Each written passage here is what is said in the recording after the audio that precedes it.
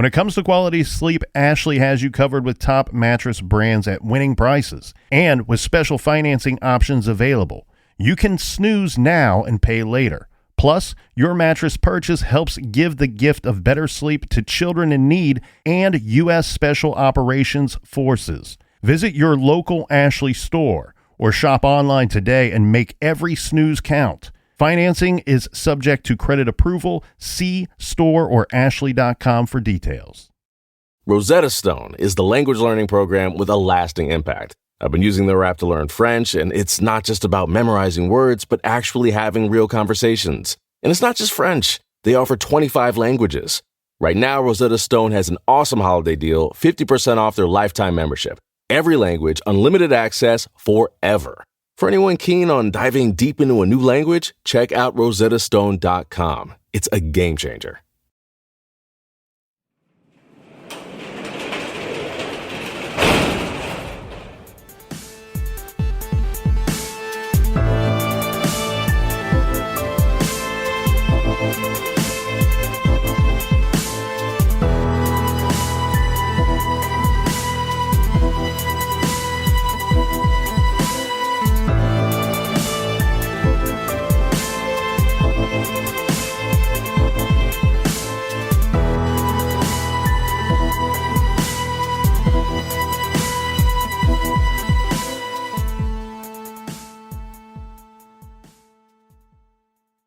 Welcome to True Crime Garage. Wherever you are, whatever you are doing, thanks for listening. I'm your host, Nick, and with me, as always, is a man who goes for the fake punt on first down. He is the captain. Your mother goes for the fake punt. It's good to be seen, and it's good to see you. Thanks for listening. Thanks for telling a friend.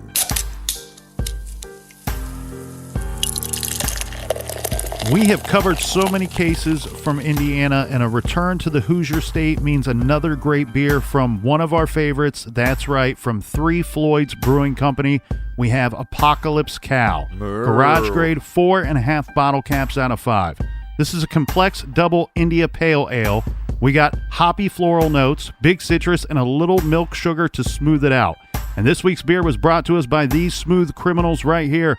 First up, we have a big cheers and thank you to our friend Robin with a Y out of Berkeley, California. And a big shout out to Sam G in Lakewood, Ohio. Next up, a double cheers. This goes out to Jesse Lyons in Valatia in New York, New York. And a big we like your jib to Jason in Spring Lake, North Carolina. Next up, we have a shout out to Alicia and her wonderful father Andy in Roanoke, Indiana. And last but certainly not least, we have carriers Jason and Matt at the Rexburg, Idaho post office. Everybody that we just mentioned went to truecrimegarage.com and clicked on the donate button, and for that, we thank you. All right, two things I need to tell you. Go to truecrimegarage.com, sign up on the mailing list.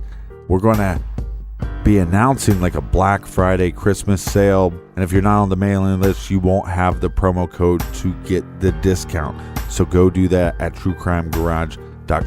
And right now on pre-order, we have the less snuggle sweaters. Boyfriend sweaters is what they're called. They kind of hang off the shoulder a little bit.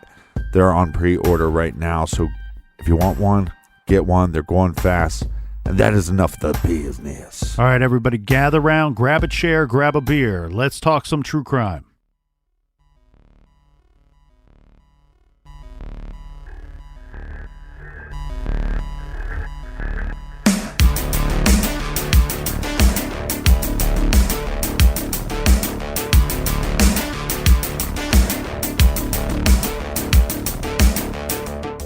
WTHR, Channel 13, is the news leader for Indianapolis and Central Indiana. For this week's case, they have been there since the beginning. December 12th, 2012, Sherese Walker Bingham was shot and killed near her home. The murder has gone unsolved, not because of a lack of effort or know-how, but from a lack of evidence. Sherese was close with her family, and every year, near the first days of winter, the Walker family unfortunately has to experience the anniversary of her death. But it's also a very important marker for where the case stands today. It's one more chance to remind the public that someone very special was taken away far too early. An injustice has been done, and someone still needs to be held responsible. WTHR reported on December 12, 2016, that on this date, exactly 4 years ago, someone got away with murder. On the anniversary of the crime, police and the family of Sherese Bingham begged for help and justice. They returned to the scene of the crime, a popular walkway along the White River near New York Street on the edge of the IUPUI campus. Bingham's brother, Keith Walker, organized the vigil each year. He said, "We want to keep praying about it, and justice will prevail. It really will. We just can't give up." Sherese Walker Bingham was walking her dogs. It was early evening. She was murdered with her own gun. Her family and friends are pleading and praying someone steps forward and points the police in the direction of her killer. At the vigil, one woman prayed out loud, saying, "We know things are done in secret.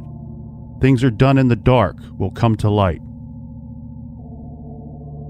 2018 marked 6 years since the murder of Sherese Bingham. On this day, Keith Walker was quoted on Channel 13 saying, "When this day rolls around, that's the day she got murdered. And for my family, we just go back to how loving and caring she was. We just knew it wasn't time for her to leave us." Every December 12th, her brother Keith and other friends and family mark her murder at that location. "Yeah, the pain is still there," said Walker. "It will never go away. But the evil thoughts that I had, they're gone. They have been replaced by the strong drive to find the killer." He pleads with anybody on the trail that night. "You had to see somebody walk up to her and say something to her. Bring this to a close. Let's find out why this happened," said Walker. "Get some justice over it so both families can move on." The family asked anybody with information to please call the Indiana State Police at 1-800-453-4756. This week, we will explore the known facts of the case and some previously not released to the public. And we will look into the possibilities. Was this a random crime? Or was there something or someone closer to home that could be responsible? This is True Crime Garage, and this is the case of Sherese Walker Bingham.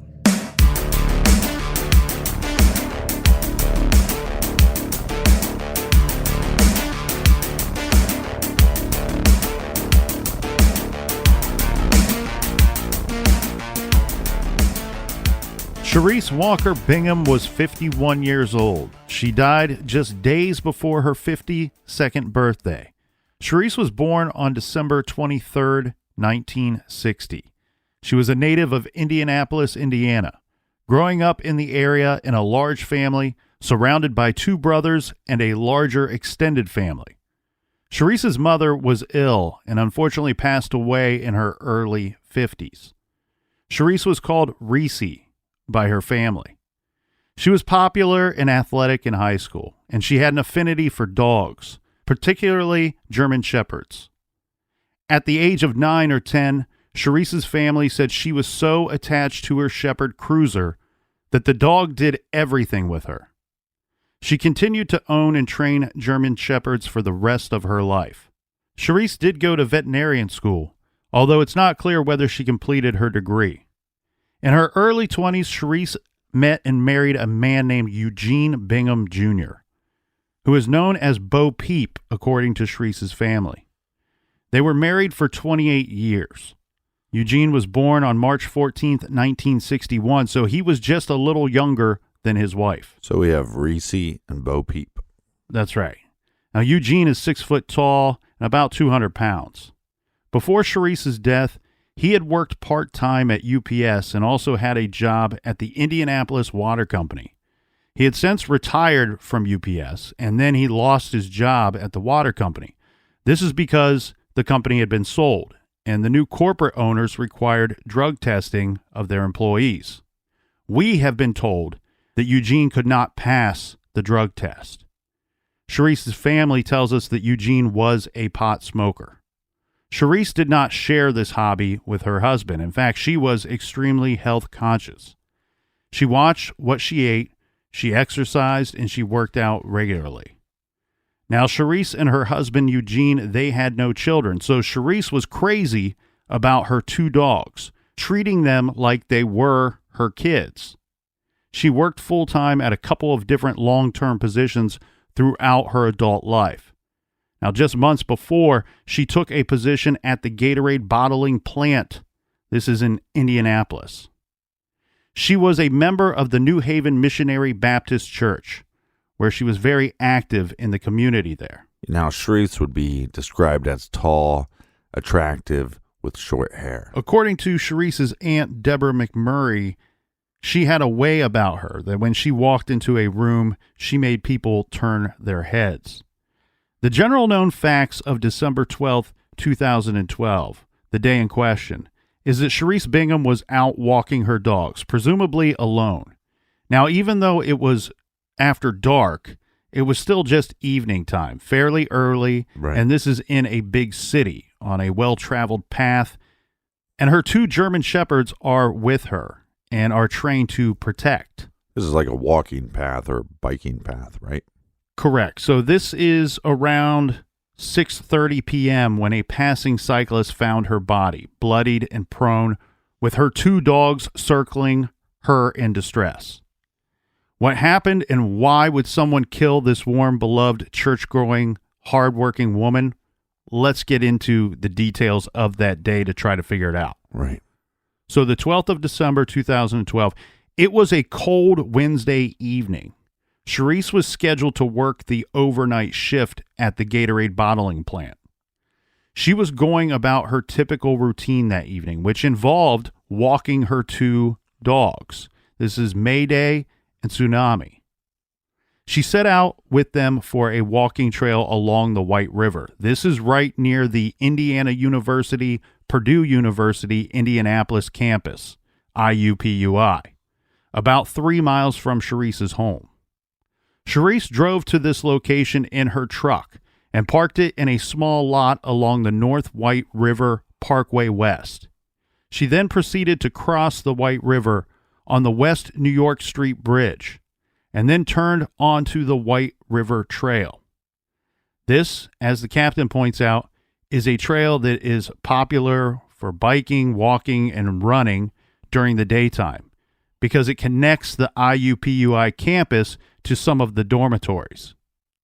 But it would have been dark or nearly dark by this time when Sherese started out on her walk.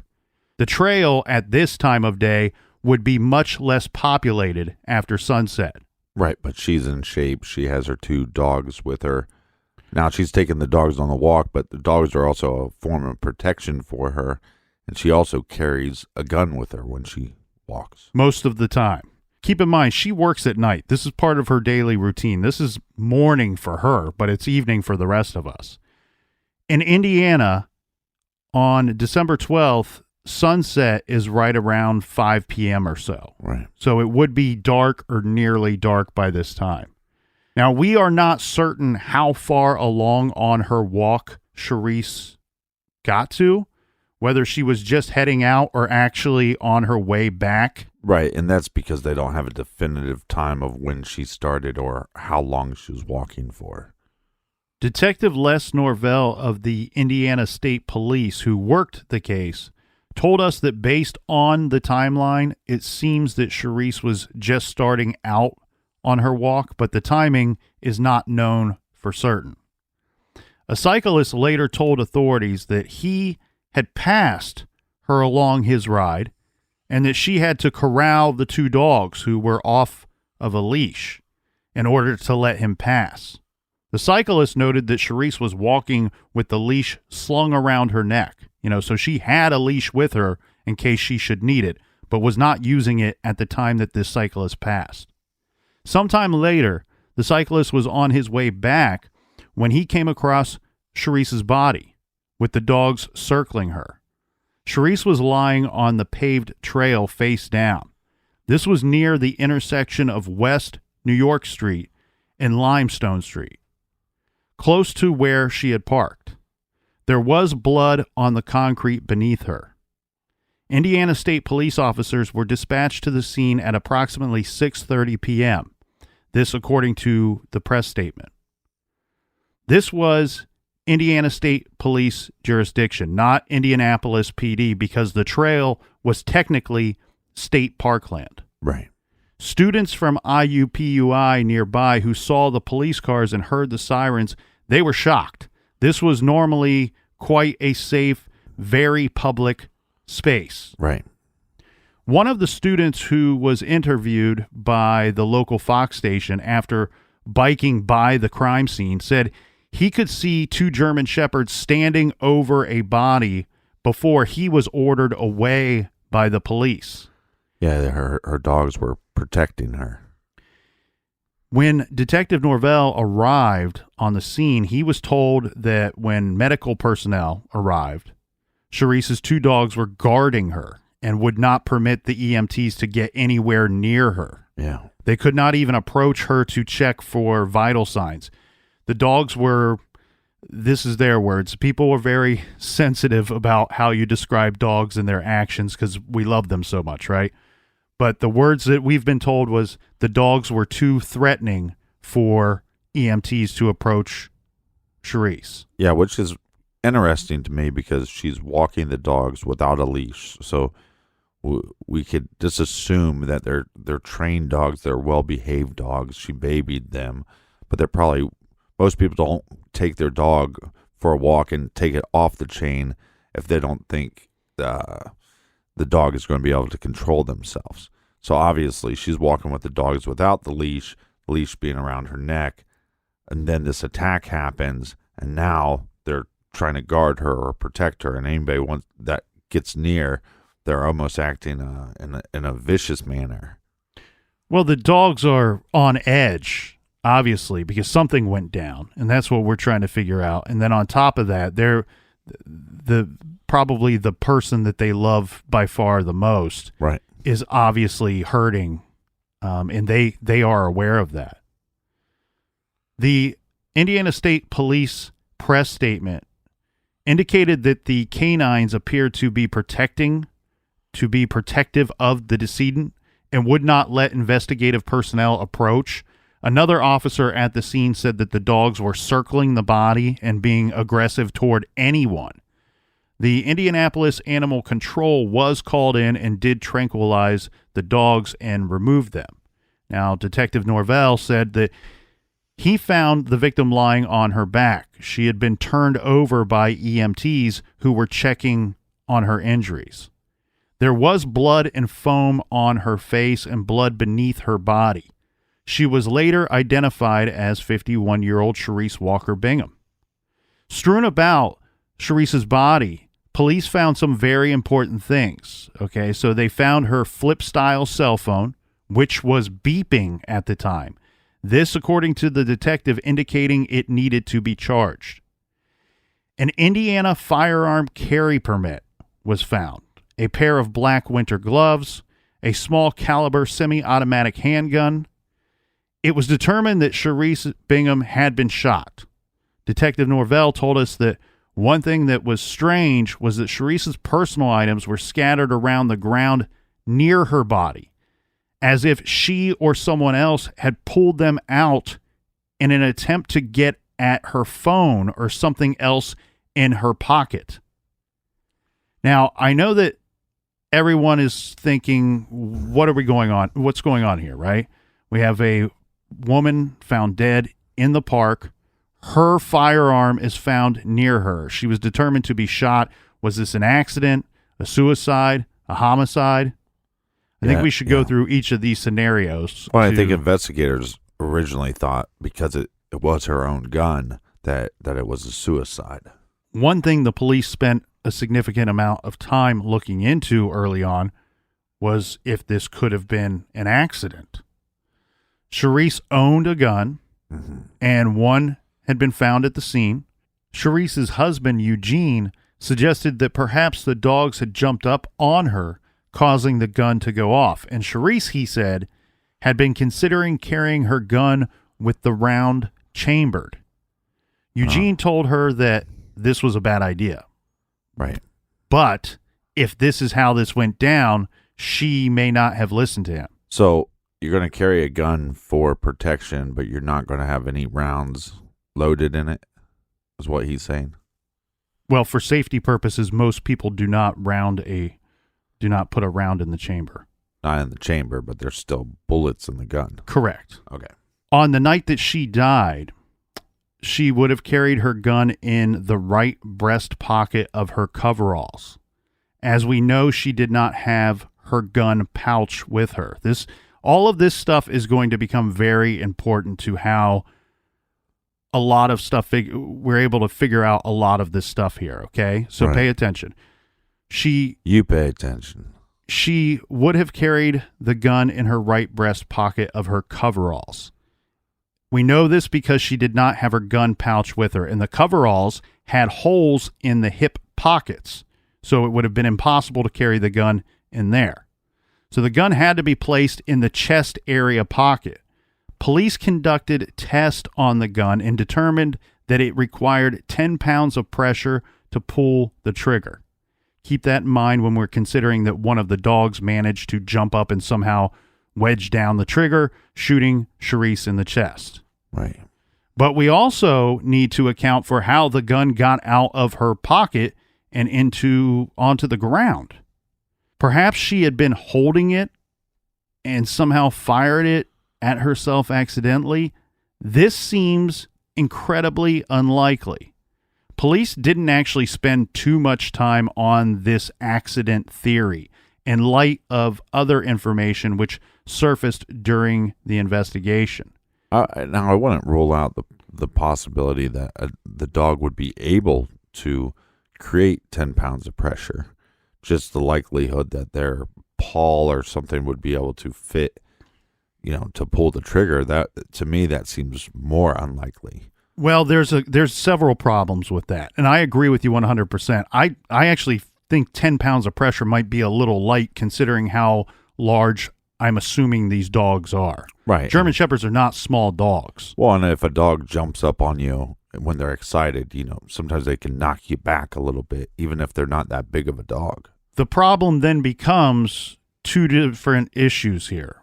One, if the gun is secure in her pocket, how is the math of in the angles of Right. getting a dog to accidentally clip that trigger seems incredibly almost impossible. Yeah.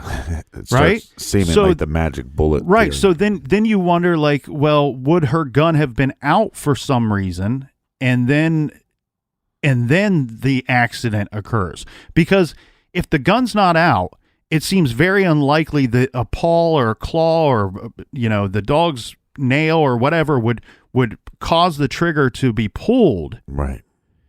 And if that is the scenario, then how did the gun end up on the ground next to her? But It right. should have still been in her pocket when she was found dead.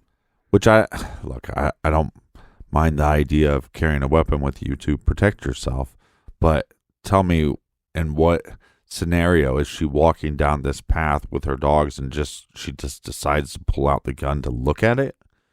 Like, because you're not going to fire it in this area. Even if you're going to practice shooting, you don't fire it in this area. It's downtown on this bike running walking path. Right. So it just seems odd to me, unless she got startled by something and then she pulled it out. Right. One would have to believe that something would have to have gone down for her to pull that gun out of her pocket. And then now this is where it gets too weird, because now you get into just this long trail of consecutive events that all seem unlikely by themselves, let alone in sequence. let's get into the suicide thought, because like we said, police didn't spend a ton of time on the accident theory, and it's a lot of that is just because the math of it doesn't seem to work out, and we'll go through that a little more in just a bit. Now, according to the early reports, the coroner's office initially was not certain whether Sherese's death was a homicide or a suicide. On December 14th, 2 days after her body was found, the coroner issued a report stating that Sherese Bingham died after being shot in the chest, but the manner of death was still to be determined. Detective Norvell stated that the initial thought at the onset of the investigation was that the victim might have killed herself. Right. The Walker family, however, was adamant that Sherese would not have killed herself, and soon it became clear. Detective Norvell said that the evaluation of the entire scene and the circumstances of such led them to the conclusion that Sherese did not kill herself. Wouldn't they be able to prove whether or not she shot the gun? We had that conversation, and you and I will get into that in just a bit, but how they arrived at this conclusion is actually not from gunpowder residue tests on her person. They base this on the fact that Sherese most likely did not shoot herself and leave the dogs unattended, roaming free. This would be very out of character. Right. She cared about these dogs like she would have her own children.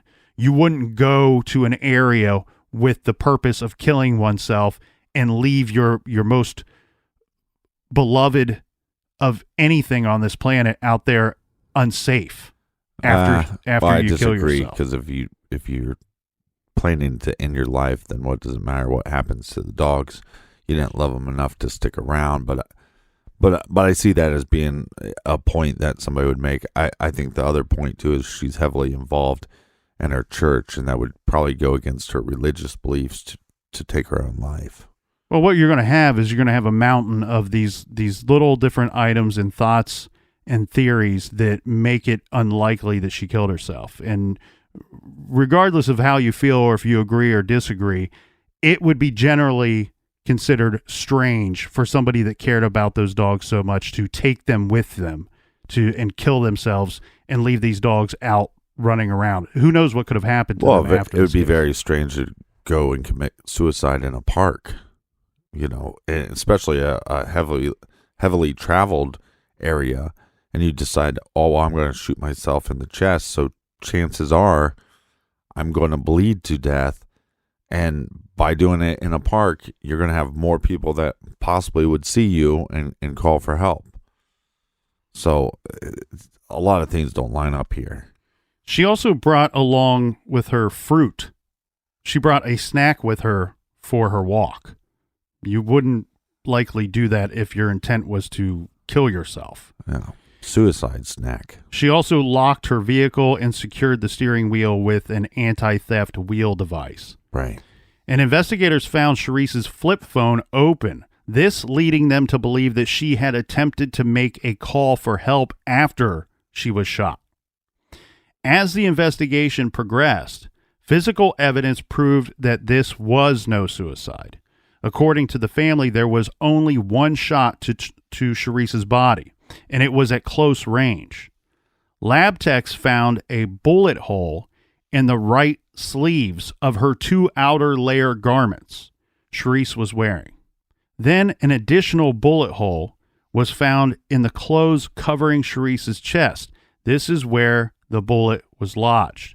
This means that Sherese was standing with her arms, or at least her right arm, out in front of her in a defensive posture when the gun fired. The bullet shot through the sleeves of her extended right arm and went into the sternum area, killing her. So once investigators examined the trajectory of the bullet, Detective Norvell told us that they ruled out suicide. It's when you follow the path that bullet took, given the evidence that you find on her person, the bullet holes in the sleeve and then the bullet hole in her chest, it would be impossible for her to have killed herself. So, Captain, this is a murder.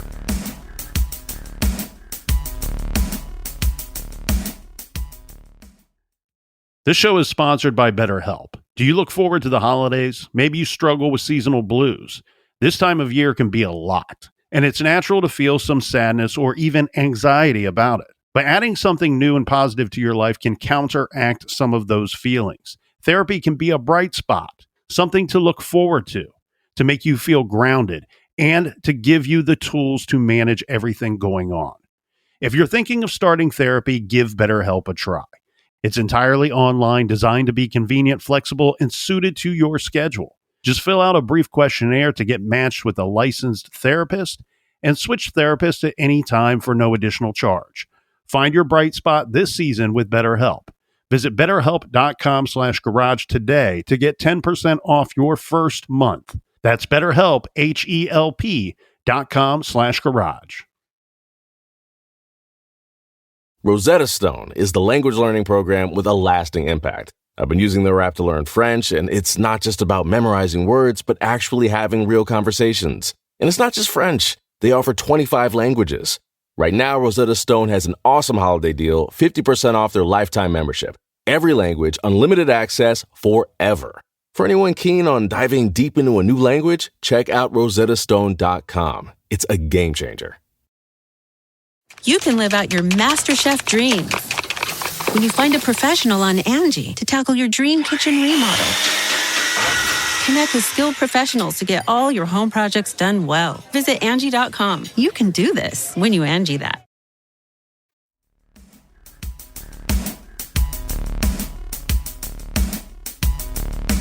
All right, we're back, you filthy animals. Cheers to you, Captain. Cheers to all the filthy animals. Now let's talk about the gun found at the scene. Ballistics. Her gun. Yes. Yeah. Ballistics matched the bullet found in Sherese's body to the gun found next to her. As the captain said, it was Sherese's own gun. She was shot with her own weapon. Sherese and her husband Eugene each owned a gun. They had the same model of handgun. This was a .25 caliber Sterling semi-automatic. She often brought the gun with her to walk her two dogs. But Sherese seemed to be a little more concerned about her safety than usual just shortly before her death. This is according to her relatives. Her aunt, Deborah McMurray, told interviewers that Sherese seemed to believe that someone was following her. She specifically said that it was a dark blue Blazer that was following her. So we have banned the van captain, now we have banned the Blazer. Yeah, I'll work on those T-shirts. Yeah, and don't forget the tan VW Bug. Yeah, don't ban the cute ones, just the tan ones. Only motorcycles are safe. The strange thing about the gun, look, Sherese was known to keep the gun in a special carrying pouch that was designed to hold it. Right. Reporter Russ McQuaid, who works for Fox 59 and who wrote extensively about this case, told Crime Watch Daily that Sherese always kept this gun in that pouch. The pouch was discovered at home, and the gun was discovered by her side.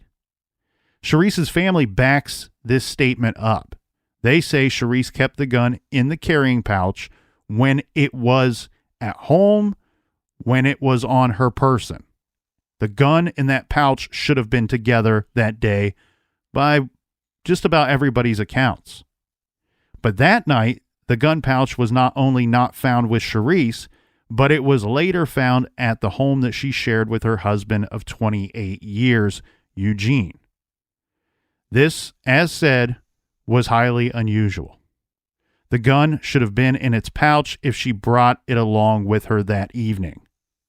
Not only that, Eugene Bingham was the one to call Detective Norvell, this about 2 weeks after Sherese's death, to tell him that he found the gun pouch at their home. According to True Crime Daily, when detectives processed the gun, they found no usable prints on it. It could have been wiped down. It certainly seems that Sherese's prints, at least, should have been on the gun, right? Let's talk about that for just a second here. If, in fact, she accidentally shot herself or suicide, or even if she took it with her just for protection and somebody approached her and something went down, why would her fingerprints not be on the gun if she, in fact, brought it with her that night? Right. She would have had to pick up the gun, place it in her pocket, and then if she did pull the gun out, now she's using her hands again. We did say that gloves were found at the scene, but they were not found on her at the time. Right. So yeah, that's pretty alarming right there. Correct. How could someone take the gun from her, shoot her in the presence of these two protective dogs, too? That's the other question that you have to ask here. Yeah, I mean, the fact that EMT can't even get to the body because of the dogs, you would think that any kind of confrontation between her and another individual, these dogs are going to become very protective, very vicious, very quickly. Something that was found on the gun was DNA. DNA belonging to Eugene Bingham. Eugene told police that, of course, his DNA would be on the gun as he regularly cleaned the gun for his wife. But again, it's still interesting that why would you have Eugene's DNA on the gun and not the killer's? Right. Unless they're the same. Or why would you have Eugene's DNA on the gun but not have Sherese's fingerprints or somebody else's fingerprints? It's all very strange. The thing, too, with the dogs, now, with both of their owners, with Eugene and Sherese being gun owners themselves, and I can't say this specifically to these two dogs, Mayday and Tsunami, but one thing I have experienced in my life is that dogs that are familiar with guns, that have been around guns, sometimes they will flee at the sight of one. And that's because typically dogs don't like loud noises. Right. Guns can be very loud, usually are very loud. There are many situations that I've witnessed where even just target shooting or just seeing the gun, they identify that object with a loud noise that they do not like. And sometimes they will, in fact, flee the area. So that could explain how someone was able to approach Sherese and not be attacked by the dogs. Yes, we know the dogs were with her body when she was later found, but this meaning they returned to her. Right. But I also, going back to the DNA being found, the husband's DNA, Eugene's DNA being found, the tricky thing for me there is, let's say there was an attacker, right? The attacker takes the gun out, shoots her, then knows he's going to wipe it down, wipes it down, throws the gun down. Okay, so now we don't have any fingerprints. Maybe we don't have her DNA on it. But if he is cleaning the gun, his DNA could be inside the cracks and crevices of the gun. Correct. And so it's not clear in the investigation of did they just pull it out and just wipe the handle or wipe the, wherever, you know what I mean? Like, did they wipe the trigger or did they have some kind of solution on like a Q-tip and went inside the cracks and crevices, and that's where they found the DNA. I wish it was a little more clear, and it's not clear to me in this investigation. Well, I think you're probably spot on with your assessment of their words, and often we have to do that. We have to read between the lines to come up with what is actually going on in the investigation. We were very fortunate that Detective Norvell and very fortunate that the Indiana State Police spoke with us regarding this case. And they did tell us some things that have not been released to the public yet. When this comes out, now they're released. There were questions they did not answer, which is totally fine and more than acceptable. The thing here is they were involved with us because they want this case solved. They have poured a lot of effort and a lot of heart into this investigation. And so it was great. It's good for True Crime Garage that we get some insider information, but it's also good for their investigation. The thing that we have to worry about here, Captain, is the threat of this case going cold. That's what everybody is in fear of. Yeah. And so I think you're spot on with your analysis of their words and their actions. I believe that you're correct, that they probably were going to those cracks and crevices and to the small little parts of that gun to recover anyone's DNA. And the DNA that they came up with was Eugene's. Because what it looks like to me is that whoever used that gun to shoot Sherese, they wiped it down, and they were probably wearing gloves at the time of her murder. Right. So all I'm saying is that I don't think that makes Eugene my number one suspect because of his DNA being found. His DNA was probably right where it should have been if it's from him cleaning the gun. Right. But I'm not going to rule him out because we don't find anything on the gun, really. Right. That's the biggest problem. There should be something else, and there's not. And that's why I think the assumption of Sherese bringing the gun with her that night is a dangerous one to assume. I think that the evidence points that she did not bring the gun with her that night. Right. And then that makes it even more diabolical. Right. Then you start going, okay, is Eugene responsible, or somebody else that's close to her? Or is it a hit and Eugene is giving the perpetrator her weapon to make it look like possibly a suicide or accident? Well, let's go back to the question about Sherese's dogs, because regardless of what I said about seeing a weapon, seeing a firearm, and then they might flee or they might cower, according to Sherese's family, they firmly believe that these two dogs would attack any stranger who was attempting to harm Sherese. Her family says the dogs were not friendly with people that they did not know. And we know that they weren't on a leash that night.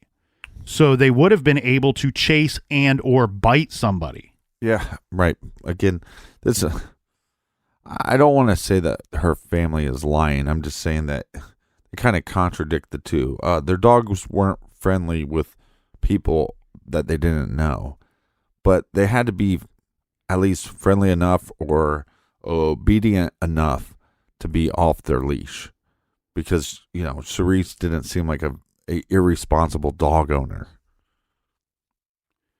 So the general rule that I apply with my dogs is I leash them in situations where I believe they will not respond to my commands. Okay. Right. And so there are times that I do not leash them because I am of the belief that they will respond to my commands, meaning I still have control over my dogs, even though they are not leashed. What I'm getting at here, and where I think the family's heads are at with this situation, is they're not leashed because they're out walking. This is supposed to be something good for them. And if it's just a passerby, if it's just somebody walking or cycling and she needs to throw a command to the dogs, she believes that they will respond to that command. They are still under her control. Right. In some type of situation where we have an aggressor, where we have an attacker, what they're saying is you wouldn't command your dogs in that situation. You wouldn't attempt to control your dogs in that situation. You would attempt to defend yourself. And therefore, they are saying that these dogs, had they seen her in any kind of distress, would have attacked or chased whoever did that. Right. Where they have the biggest problem is they say that the only person that the dogs were comfortable with, to the level that they were comfortable with Sherese, was Eugene. As Eugene lived with the dogs, he was an owner of the dogs. He was a caretaker at times for the dogs, helping with walks and feeding them and such. So I think we need to be clear here and clear up one thing, saying we actually don't know for sure that the dogs did not attack the shooter. Right. It's possible that they chased away or even bit Sherese's attacker and then came back to her body. Mm-hmm. Detective Norvell told us that there was an indication that the dogs were, quote, having a reaction to ingesting blood from the scene, end quote. It's not clear what this means, whether they licked Sherese trying to heal her, right, or perhaps they got a piece of someone. Detectives checked area hospitals, but found that no one came in the days after the shooting to be treated for a dog bite. But the fact that it was her gun that was used to kill her indicates that either the shooter got very close to her, risking a dog attack, or the gun was in the possession of someone else. One of the questions I want to know is, remember how you said that biker saw Sherese walking the dogs and she had to like corral them was their word. Right. So they could pass by. What I wonder is how far the dogs were away. Because I think if this is a planned attack by somebody, let's say somebody's following her, this blue blazer, or this is a planned attack from her husband, you could, if you knew, I mean, you don't know that the dogs are going to be off the leash, but you might know her behaviors, her habits of walking, and you go, okay, the dogs are going to be off their leash. There's going to be a distance between them, and that gives you a window in order to attack the person. Because the other thing that people aren't putting, I think, into play is, it's great to say, well, see, Eugene can be, he could get close enough. But you also have to have a situation where you get close enough, you're not seen by anybody else, and then you have to leave the scene by not being seen by anybody else. Am I making any sense there? Well, yeah, that puts a lot of different scenarios into play, but it also takes some of them out of play when you really try to analyze it, not just for the fact of the dogs, but from the fact that any attack that would take a decent length of time, you risk detection from possible eyewitnesses. So under those scenarios, or playing to those thoughts, you have a couple of ideas here. A person attacked Sherese, wrestled the gun from her, shot her, and the dogs ignored it, and this was not seen by any eyewitnesses. All of this seems unlikely because, as said, the dogs had to be tranquilized later. Right. The other idea is a person attacked Sherese, wrestled the gun away from her, and shot her, and then the dogs did attack, but the shooter was able to run away. And then the other scenario would be someone shot Sherese from a little bit of a distance, already having the gun in their possession when they arrived at the park. That scenario, to me, seems to be the most likely, because one, as you said, if there is a bit of distance between you and the dogs, or if giving the scenario, the lay of the land and where everybody is at that time, giving the opportunity for someone to approach her, not having to wrestle the gun from her. Yeah. This also would take the least amount of time, which would prevent, or really at least just make it less likely that somebody would see you in the act of shooting her. Right. Sherese's family tells us that things were not right between Sherese and Eugene for some time. We need to take a look at their marriage. They were married for quite a long time. 28 years. Yeah, no kids. Sherese, according to her family, she didn't tell them about any specific problems, but they say they were aware that Sherese was hardworking, church-going. She was not down with Eugene smoking pot and drinking all the time. According to her aunt, this is Deborah McMurray, who we've referenced earlier, she said years into the marriage, Eugene moved into the basement, living on the downstairs level while Sherese lived upstairs. He's like, right. She's saying like, basically this that marriage ain't working. I'm going to move down to the basement. I'm taking my act and I'm going downstairs. I live in the basement.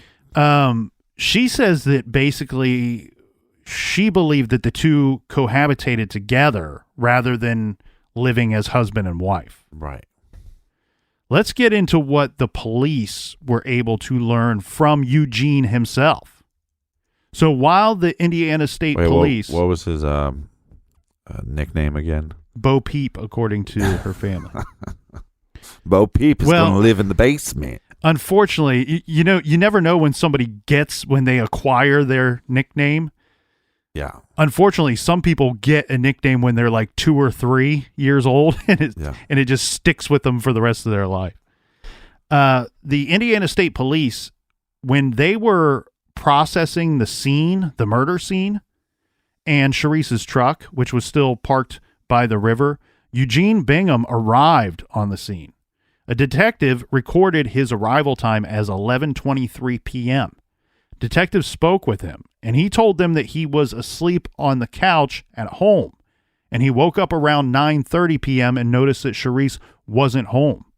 This, he says, was unusual for several reasons, but mainly because she was a routine person, and she did, in fact, have to be at work at 10:30 that night. He tried to call her phone and had no success, so he left the house to go look for her. He says he needed to go to 3 different locations. These were all locations where he knew she would typically walk the dogs. The White River Park was the last place that he checked. When he arrived, he said he saw... I don't know. This seems a little fishy. But go ahead. Sorry. When he arrived, he said that he saw crime scene tape around his wife's vehicle. That alerted him. That made him approach the detectives. On December 13th, this is the day after the murder, the Indiana State Police detectives, this is Les Norvell and Matthew Lawrence, they conducted a thorough interview with Eugene. Some things that he told them the previous night at the scene of the crime seemed off. In the interview, Eugene stated that Sherese was a creature of habit. On the days when she was working the night shift, she would get up late, do some stuff around the house, exercise, shower, take the dogs for a walk, and then go to work. On the 12th, the detectives said that Eugene and Sherese did have a conversation that day. Then Sherese left to walk the dogs. Eugene says that he stayed home to watch the Miami Heat Warriors NBA basketball game. He reportedly told investigators that Sherese did not leave the house until after the game started, which was around 7:30 p.m. Which her body was found at 6:30. Yeah, this is beyond strange. It's what you would call impossible. Yes, but again, it's like he lives in the basement. You know, there might be some fumes, so he might not be good at telling time. Yeah, he doesn't need to tell time. It's a fact of when the game started. If he's basing this time off of she left before the basketball game started, we can all figure that out. And as you said, Captain, the police, not just was she found, her body found before this time, the police, they were dispatched to the scene at 6:30, a full hour before Eugene says his wife left the house. Not only was she dead, she was found. Police confirmed that the basketball game coverage, TV coverage, began at 7:38 p.m. and the tip-off was 7:41 p.m. Well, it's almost like he's trying to establish an alibi for himself. Yeah. You know what I mean? Yeah. Like, I was watching the game, and I can prove that because this is when the game started. Yeah. But as this timeline points out, one would have time to attack her, flee the scene, and make it home in time to watch the basketball game. Now, he says she left as the game was starting. So, back to his alibi. Let's continue with what he says he was doing, right? Eugene said that he fell asleep on the couch and he didn't wake up until 9:30 or so. Because Sherese and the dogs should have been home and she needed to leave for work, according to him, at 10 o'clock. He became concerned then. He tried calling her from the home phone and got no response. Well, of course he's concerned. He doesn't have a job. If she doesn't go to work, her bills don't get paid. He says he got dressed and then, after getting dressed, tried calling her from his cell phone as he was leaving to check these walking locations. Again, he got nothing with this phone call. He wasn't as concerned about her not answering the phone, is what he tells police. Eugene specified that Sherese usually carried her phone with her, but she almost had it off. She, some people turn the phone off. She was one of those types. She would power it on only if she wanted to make a call. So they pulled Eugene's phone records, and what they found did not mesh with what Eugene was telling them. The home phone called Sherese's cell at 11:02 p.m. The call from Eugene's cell to his wife's phone was made at 11:09 p.m. These calls were made an hour and a half after Eugene said he woke up and noticed his wife was missing, and well after he said he made the calls. Right. So we have multiple lies from him, and then that makes you want to question about the gun when he says, well, I cleaned her gun for her. Well, is that a lie as well? I mean, this is evidence that he's a lying crotch sniffer, Yeah. One thing that I would question, this is not going to be any proof of anything, but there are some gun owners that don't shoot their guns. They just don't shoot them. Some people regularly shoot guns, and people that regularly do need to clean them. People that don't shoot them usually don't clean them. So I would be curious as to what their family thought her activities were with that firearm. Immediately when you said there's gun owners that don't shoot their guns, I was like, that seems so stupid. But I know a lot of people that own guitars that never play them. So yeah, I have a guitar that I need to restring. You have a nice guitar collection for somebody that doesn't play, right? And in fact, I have one that I need restrung, and it's been in that state for like 2 years now. So get it together, Colonel. One day I'll have strings on that guitar. Does it still? And she will play like never before. You used to have a guitar that smelled like onions. That's the same one. Oh, great. Yeah. So the other thing with his phone calls, Eugene's cell received a call at 7:41 p.m. This is from a friend. This call went to his voicemail.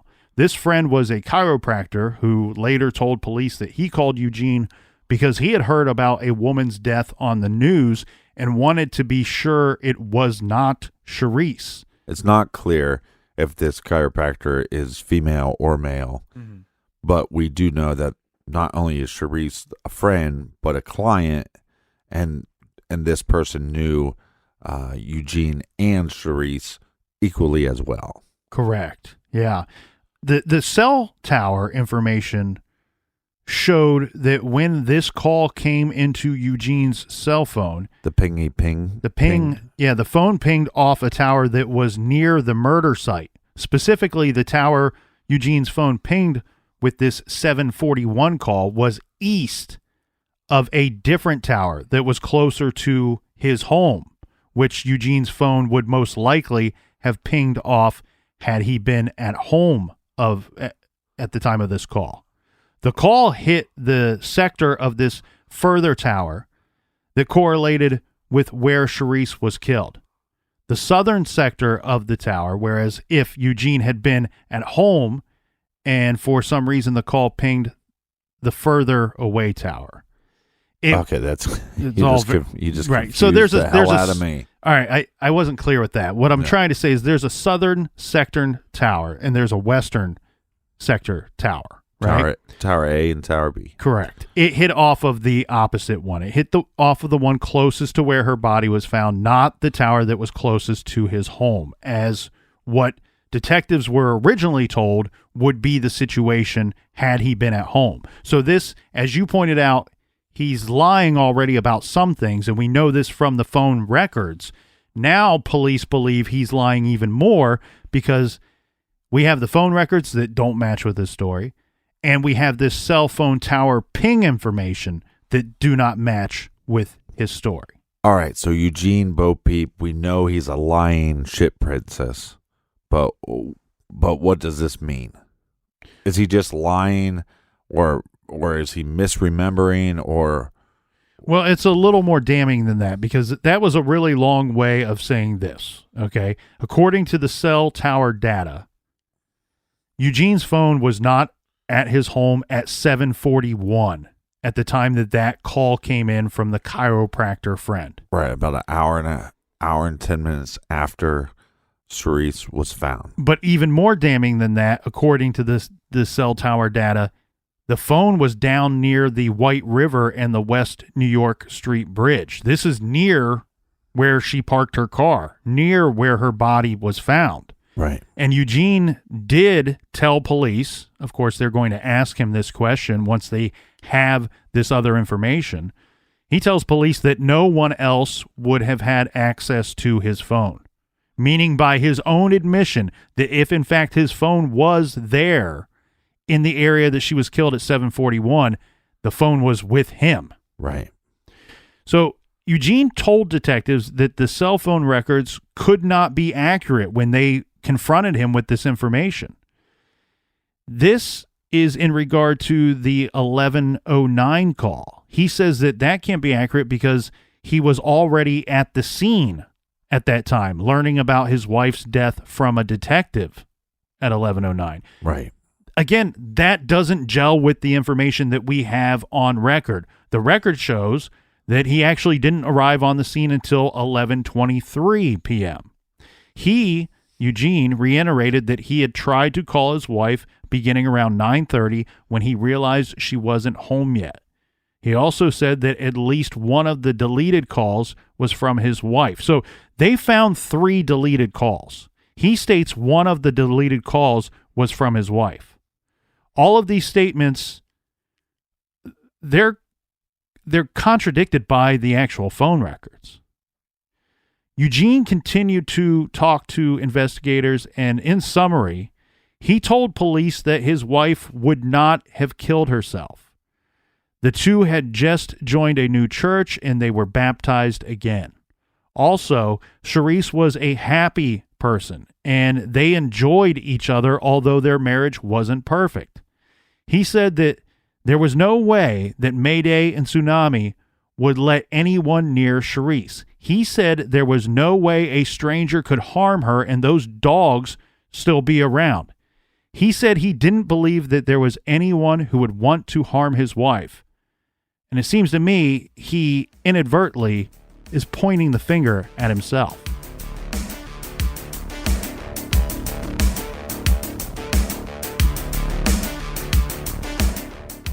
We want to thank everybody out there for listening. We want to thank you for telling a friend. Also, thank you to everyone who shares these cases and these stories on social media. These cases need people's attention, especially this one. Join us back here in the garage tomorrow. Until then, be good, be kind, and don't litter.